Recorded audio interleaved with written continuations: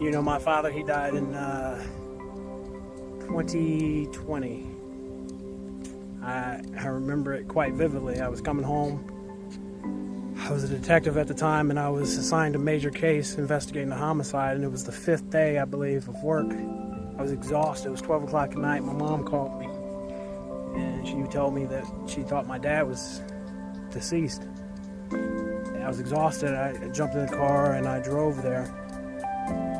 And just kind of a lot of things were flowing through my mind, you know.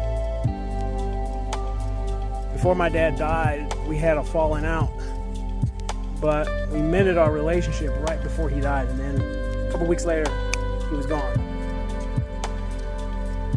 And I just wondered to myself, like, what if I never had the opportunity to mend that relationship?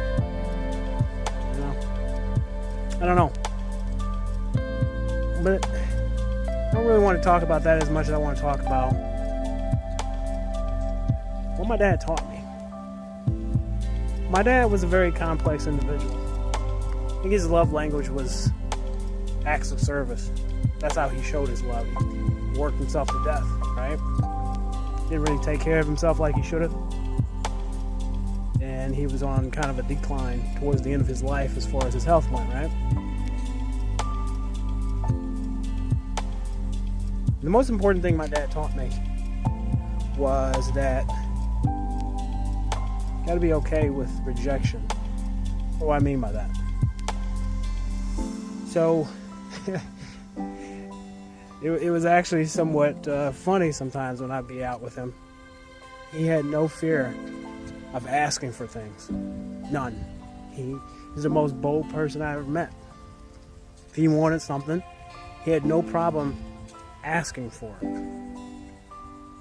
In a certain sense, it's like the law of attraction. You believe that it should be yours, like you truly believe. You attract it, that's part of your energy, it comes to you.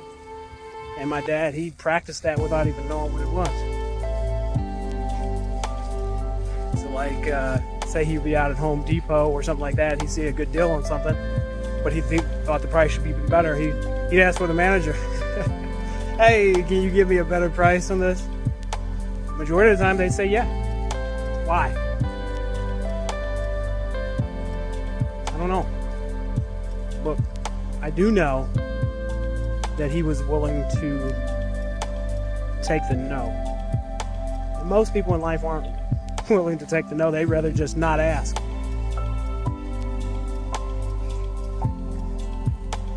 Because they don't want to experience somebody saying, you know, go away or whatever. My dad wasn't afraid of that.